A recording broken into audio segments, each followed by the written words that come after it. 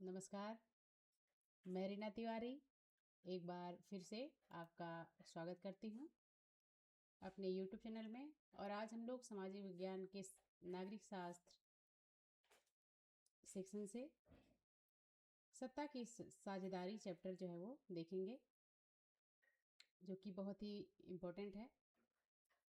तो देर न करते हुए आज की क्लास की शुरुआत करते हैं। नागरिक शास्त्र की चैप्टर का टाइटल है सत्ता की साझेदारी, पावर शेयरिंग।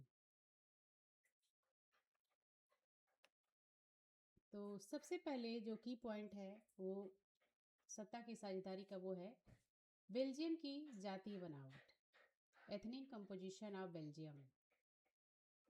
जैसा कि आप जानते हैं कि बेल्जियम जो है यूरोपीय देश है, जो कि बहुत ही छोटा है। और यहाँ पर जो है 59% लोग जो है वो डच बोलते हैं, 40% लोग यहाँ के फ्रेंच बोलते हैं और 1% जो है वो जर्मन बोलते हैं। और जो राजधानी है ब्रुसेल्स, यहाँ की स्थिति थोड़ी सी अलग है। यहाँ पर जो है 80% लोग जो है वो फ्रेंच बोलते हैं और 20% लोग जो है वो डच भाषी जो है वो बोलते हैं। तो देखिए इस तरह से जो है बेल्जियम की जो है वो जातीय बनावट है। बेल्जियम जो कि एक यूरोपीय एक छोटा सा देश है, और यहाँ की जो लैंग्वेज है वो यहाँ 59% लोग जो है वो डच बोलते हैं, 40 जो है वो फ्रेंच, और 1% लोग उनमें से जो है वो जर्मन भाषा का यूज जो है वो करते हैं। अगला जो हमारा की पॉइंट है इस चैप्टर का वो है श्रीलंका की जातीय बनावट, ethnic composition of Sri Lanka. Sri Lanka की जो जातीय बनावट है उसे देख लेते हैं। देखिए श्रीलंका में जो है 74% लोग जो है सिंगली भाषा बोलते हैं। मुख्यतः वहाँ पर जो है वो बौद्ध धर्म वाले होते हैं। और 18% जो है वो यहाँ पर तमिल भाषी लोग होते हैं, हिंदू और मुस्लिम। तमिल भाषी लोग यानी कि हिंदू और मुस्लिम। तमिलों में भी श्रीलंकाई तमिल और भारतीय तमिल दो समूह हैं। इन तमिलों में श्रीलंकी एक जो है वो श्रीलंकाई तमिल है और दूसरा जो है वो है भारतीय तमिल। इनके दो समूह थे। तो ये थी की पॉइंट श्रीलंका की जातीय बनावट, जिसमें आपको देखने को मिला कि श्रीलंका में जो है 74% लोग जो है वो सिंगली भाषा का दिनचर्या में उपयोग करते हैं, और मुख्यतः वो बौद्ध धर्म से रिलेटेड होते हैं। और 18% जो लोग होते हैं वो तमिल भाषी लोग होते हैं, हिंदू और मुस्लिम। और इसमें जो है तमिल को भी दो भागों में विभाजित किया गया है, और एक है श्रीलंकाई तमिल और दूसरा है भारतीय तमिल। ये दो समूह में जो है वो बटे हैं।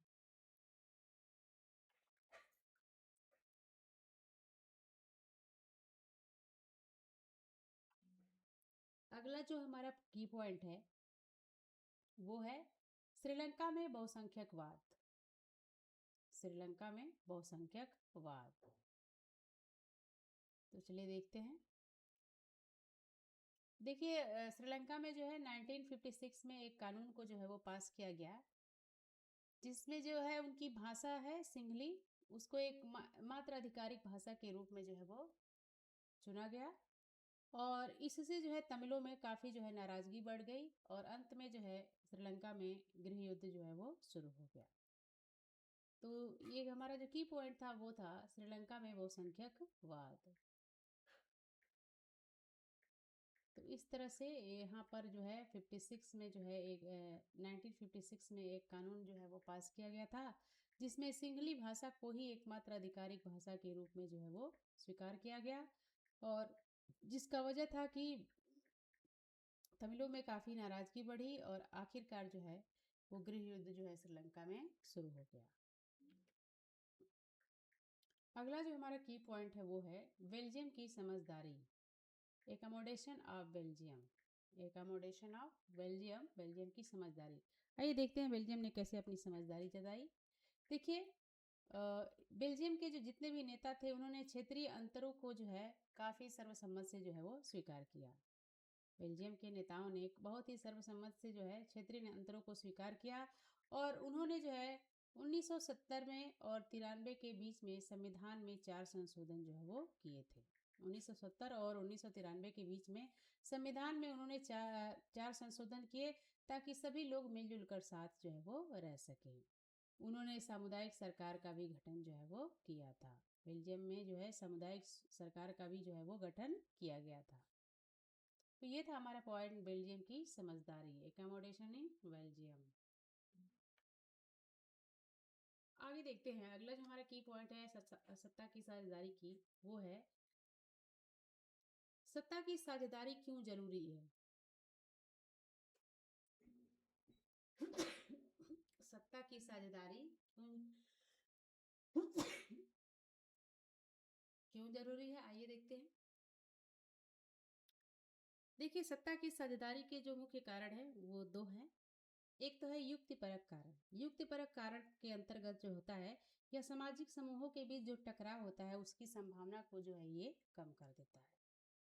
जो सत्ता की साझेदारी का युक्तिपरक कारक होता है वो जो है समाज में जो लोगों के बीच में टकराव होता है उसकी संभावना को कम करता है। और जो इसका नैतिक कारण है वो है यह लोकतंत्र की आत्मा माना जाता है। सत्ता की साझेदारी को लोकतंत्र की आत्मा जो है वो माना जाता है। तो ये था हमारा की पॉइंट, सत्ता की साझेदारी।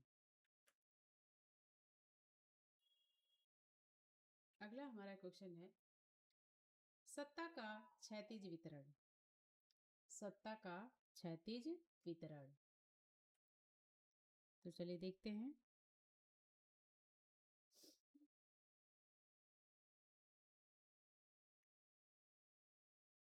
जब सत्ता में बंटवारा सरकार के विभिन्न अंगों में, देखिए हॉरिजॉन्टल डिस्ट्रीब्यूशन ऑफ पावर जो है हम लोग देखने वाले हैं। यह बताया जा रहा है कि जब सत्ता का बंटवारा सरकार के विभिन्न अंगों, सरकार का जो विभिन्न अंग होता है जिसे हम जानते हैं विधायिका, कार्यपालिका और न्यायपालिका के नाम से, तो ये जो सरकार के विभिन्न अंग होते हैं उनके बीच में जो है वो सत्ता का बंटवारा जो है वो होता है। सत्ता का बंटवारा जो सरकार के जो विभिन्न अंग होते हैं जो सरकार को चलाते हैं, जैसे विधायिका हो गया, कार्यपालिका और न्यायपालिका, इन्हीं के बीच में जो है सत्ता का बंटवारा जो है वो होता है। इसे नियंत्रण और संतुलन की व्यवस्था भी कहते हैं। इस व्यवस्था को जो है नियंत्रण और संतुलन की व्यवस्था भी कहते हैं, चेक एंड बैलेंसेस की व्यवस्था जो है वो कहते हैं। तो ये था हमारा पॉइंट, सत्ता की क्षैतिज वितरण। आगे देखते हैं सत्ता का ऊर्ध्वाधर वितरण। सत्ता का जो है ऊर्ध्वाधर यानी कि वर्टिकल डिस्ट्रीब्यूशन ऑफ पावर, आइए देखते हैं। जब सत्ता का बंटवारा सरकार के विभिन्न स्तरों पर, अभी तो मैंने भागों पे देखा था, अब स्तर पर देखते हैं। जैसे कि केंद्र सरकार, राज्य सरकार और स्थानीय निकाय। सत्ता का ऊर्ध्वाधर वितरण जो होता है उसमें जो सरकार का जो विभिन्न स्तर होता है, जैसे केंद्र स्तर तक हो या राज्य स्तर तक या फिर स्थानीय स्तर तक, इनके बीच में जो है वो होता है।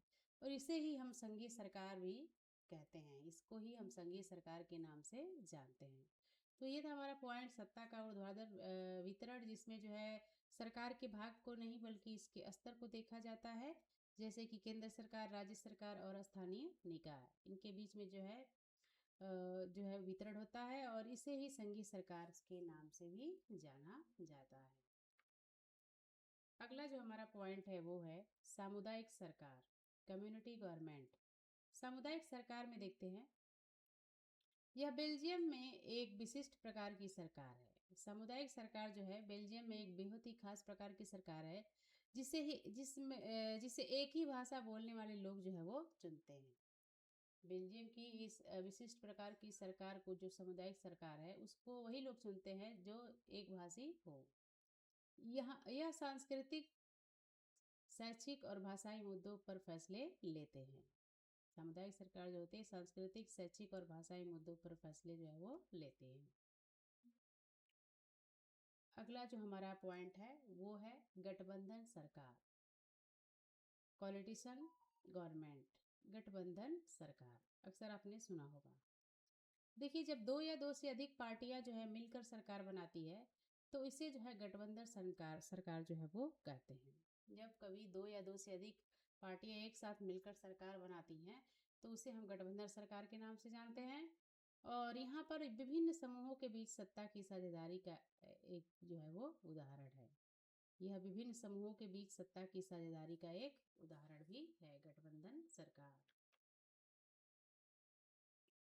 अगला जो पॉइंट है वो है दबाव समूह और आंदोलन।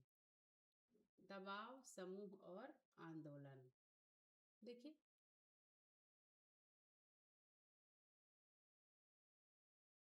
लोकतंत्र में विभिन्न प्रकार के दबाव समूह आपको देखने मिलेंगे, जैसे व्यापारी मजदूर संघ भी सत्ता में अपनी हिस्सेदारी जो है सुनिश्चित करते हैं।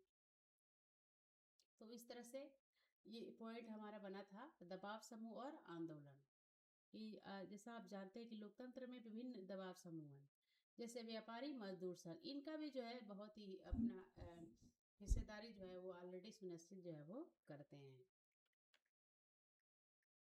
तो ये थे कुछ की पॉइंट हमारे चैप्टर की सत्ता की साझेदारी की। इसके बाद अब हम देखेंगे इस चैप्टर से जुड़े हुए कुछ एमसीक्यू। तो सबसे पहले देखते हैं बेल्जियम में मुख्य रूप से कौन सी दो भाषाएं जो है वो बोली जाती है। बेल्जियम में मुख्य रूप से कौन सी दो भाषाएं बोली जाती है। तो अभी हमने की पॉइंट में देखा कि बेल्जियम में मुख्य रूप से जो है वो डच और फ्रेंच लैंग्वेज जो है वो बोली जाती है, इसलिए ऑप्शन नंबर ए जो है वो करेक्ट आंसर है। देखिए यहाँ पूछा जा रहा है कि श्रीलंका में किस समुदाय का बहुमत है। श्रीलंका में किस समुदाय का बहुमत है। तो ये देखिए श्रीलंका में जो है वो सिंहली समुदाय का जो है वो बहुमत है, इसलिए ऑप्शन नंबर बी जो है सिंहली ये करेक्ट आंसर है। अगला क्वेश्चन, श्रीलंका कब एक स्वतंत्र राष्ट्र जो है वो बना था। श्रीलंका कब एक स्वतंत्र राष्ट्र बना था। देखिए श्रीलंका जो है 1948 में जो है एक स्वतंत्र राष्ट्र बना था, इसलिए ऑप्शन नंबर बी 1948 जो है वो करेक्ट आंसर है। अगला क्वेश्चन देखते हैं, ब्रुसेल्स किस देश की राजधानी है। ब्रुसेल्स किस देश की राजधानी, अभी हमने की पॉइंट में पढ़ा ब्रुसेल्स जो है वो बेल्जियम की राजधानी है। Option number B Belgium. सत्ता का जो क्षैतिज वितरण होता है वो क्या होता है। तो अभी हमने देखा कि पॉइंट में सरकार का जो विभिन्न अंग होते हैं उनके बीच में जो है इसका वितरण किया जाता है, इसलिए ऑप्शन नंबर बी जो है वो करेक्ट आंसर है। सत्ता के विभिन्न अंग, कार्यपालिका वगैरह, ठीक है। अगला क्वेश्चन देखते हैं, बेल्जियम के किस क्षेत्र में डच बोलने वाले लोग जो है वो रहते हैं। बेल्जियम के किस क्षेत्र में डच बोलने वाले लोग रहते हैं। तो देखिए उसमें फ्लेमिश जो है जो क्षेत्र है वहाँ पर ज़्यादा जो है वो डच बोलने वाले लोग जो है वो रहते हैं, इसलिए ऑप्शन नंबर ए फ्लेमिश जो है वो करेक्ट आंसर है। अगला क्वेश्चन देखते हैं, श्रीलंका में गृह युद्ध का मुख्य कारण क्या था। श्रीलंका में अभी हमने देखा कि श्रीलंका में गृह युद्ध होने शुरू हो जाता है, उसका कारण रहता है बहुसंख्यकवाद, तो इसलिए ऑप्शन नंबर ए बहुसंख्यकवाद जो है वो करेक्ट आंसर है। अगला क्वेश्चन, निम्नलिखित में से कौन सा सत्ता की साझेदारी का युक्तिपरक कारण है। निम्नलिखित में से कौन सा जो है साझेदारी का जो है युक्तिपरक कारण का। देखिए युक्तिपरक कारण के द्वारा जो है संघर्ष को कम किया जा सकता है, इसलिए ऑप्शन नंबर ए जो है वो करेक्ट आंसर है, यह संघर्ष को कम करता है। अगला क्वेश्चन देखते हैं, क्वेश्चन नंबर 9, सत्ता का ऊर्ध्वाधर वितरण, सत्ता का ऊर्ध्वाधर वितरण जो है वो कहाँ पर होता है। तो देखिए सत्ता का जो ऊर्ध्वाधर वितरण होता है वो होता है भारत के केंद्र और राज्यों के बीच में। इसमें निकाय भी आती है, ये निकाय नहीं दिया है, दो ही ऑप्शन दिया है, इसलिए ऑप्शन नंबर ए जो है वो करेक्ट आंसर है। अगला क्वेश्चन, सामुदायिक सरकार की अवधारणा किस देश से संबंधित है। सामुदायिक सरकार की अवधारणा किस देश से जो है वो संबंधित है। देखिए बेल्जियम में सामुदायिक सरकार की व्यवस्था की गई है जिसमें एक भाषी लोग ही सरकार को चुनते हैं, इसलिए ऑप्शन नंबर सी जो है वो करेक्ट आंसर है, बेल्जियम। अगला क्वेश्चन, 1956 के अधिनियम के अनुसार श्रीलंका की आधिकारिक भाषा क्या थी। 1956 में जो अधिनियम श्रीलंका में बना था, उस समय उसकी आधिकारिक भाषा जो है वो क्या थी? देखिए उस समय उसकी आधिकारिक भाषा जो थी वो सिंहली थी। Option number B correct answer है, सिंहली। अगला क्वेश्चन, यूरोपीय संघ का मुख्यालय कहाँ है? यूरोपीय संघ का जो है वो मुख्यालय कहाँ है? तो यूरोपीय संघ का मुख्यालय जो है वो ब्रुसेल्स में है। इसलिए ऑप्शन नंबर सी जो है वो करेक्ट आंसर है, ब्रुसेल्स। अगला क्वेश्चन है वो न्यायपालिका की नियुक्ति कार्यपालिका करती है। न्यायपालिका की नियुक्ति जो है वो कार्यपालिका करती है, लेकिन न्यायपालिका कार्यपालिका पर नियंत्रण रखती है। इसे क्या कहते हैं? इसे क्या कहते हैं? तो देखिए इसको जो है नियंत्रण और संतुलन कहते हैं। ये यहाँ पर जो है option number B correct answer है, नियंत्रण और संतुलन करते हैं एक दूसरे का। Option number B. अगला क्वेश्चन है, श्रीलंका में अधिकांश सिंहली भाषी लोग किस धर्म को मानते हैं? तो जैसा कि आप जानते हैं, पहले ही बताया गया था की पॉइंट में कि श्रीलंका में अधिकांशतः सिंहली भाषी लोग जो है वो बौद्ध धर्म को जो है वो मानते हैं। ऑप्शन नंबर सी बौद्ध धर्म। अगला क्वेश्चन, सत्ता की साझेदारी का नैतिक कारण क्या है? सत्ता की साझेदारी का नैतिक कारण क्या है? तो देखिए लोकतंत्र की भावना। सत्ता की साझेदारी का मतलब है लोकतंत्र की भावना। Option number B correct answer है। अगला, गठबंधन सरकार का क्या अर्थ है? देखिए अभी मैंने बताया आपको थोड़ी देर पहले कि गठबंधन सरकार वो सरकार होती है जिसमें दो या दो से अधिक पार्टियां जो है मिलकर सरकार बनाती हैं। इसलिए ऑप्शन नंबर बी जो है वो करेक्ट आंसर है। अगला क्वेश्चन 17 नंबर, बेल्जियम में डच भाषी लोगों की कुल जनसंख्या कितनी है? बेल्जियम में डच भाषी जो लोग हैं उनकी संख्या कितनी है? तो देखिए उनकी संख्या जो है पहले पॉइंट में ही बताया गया था 59% है। Option number B 59%। 18वां, श्रीलंका में तमिलों में अपने लिए क्या मांग की थी? श्रीलंका में तमिलों ने अपने लिए जो है वो क्या मांग की थी? तो देखिए अलग देश, तमिल इलम, तमिल को आधिकारिक भाषा बनाना, क्षेत्रीय स्वायत्ता, उपयुक्त सभी। तो उपयुक्त सभी है ये उनकी जो है वो करेक्ट जो है वो मांग थी। इसलिए ऑप्शन नंबर जो है डी है जो है करेक्ट आंसर है। सारी चीज को उन्होंने डिमांड किया था। अगला क्वेश्चन देखते हैं, सत्ता की साझेदारी क्या बढ़ाती है? सत्ता की जो साझेदारी होती है वो क्या बढ़ाती है? देखिए सत्ता की जो साझेदारी होती है उसमें जो है लोकतंत्र जो है मजबूत होता है, क्योंकि सभी लोग जो है अच्छे से जो है उस सरकार के संतुलन को बनाए रखते हैं मिलकर। Option number C correct answer है। अगला क्वेश्चन देखते हैं, भारत में विधायी शक्तियां किसके बीच विभाजित है? भारत में विधायी शक्तियां किसके बीच जो है वो विभाजित है? तो देखिए भारत में विधायी शक्तियां जो है वो केंद्र और राज्य के बीच में जो है वो विभाजित है। तो ऑप्शन नंबर ए जो है वो करेक्ट आंसर है, केंद्र और राज्य। अगला क्वेश्चन, फ्लेमिश क्षेत्र में कौन सी भाषा बोली जाती है? तो अभी हमने देखा था कि फ्लेमिश क्षेत्र में जो है डच लैंग्वेज जो है वो बोली जाती है। इसलिए ऑप्शन नंबर बी डच जो है वो करेक्ट आंसर है। अगला क्वेश्चन, निम्नलिखित में से कौन सा सरकार का अंग नहीं है? निम्नलिखित में से कौन सा सरकार का अंग जो है वो नहीं है? तो देखिए सरकार के जो अंग हैं, अभी अभी हमने देखा कि सरकार के जो अंग होते हैं विधायिका, कार्यपालिका और न्यायपालिका होते हैं। तो राजनीतिक दल ये तो एक समूह है, ये नहीं है। इसलिए ऑप्शन नंबर डी जो है वो करेक्ट आंसर है, क्योंकि ये सरकार का अंग नहीं है बल्कि एक समूह है, पार्टी है। अगला देखते हैं क्वेश्चन नंबर 23, श्रीलंका में तमिलों की जनसंख्या कितनी है?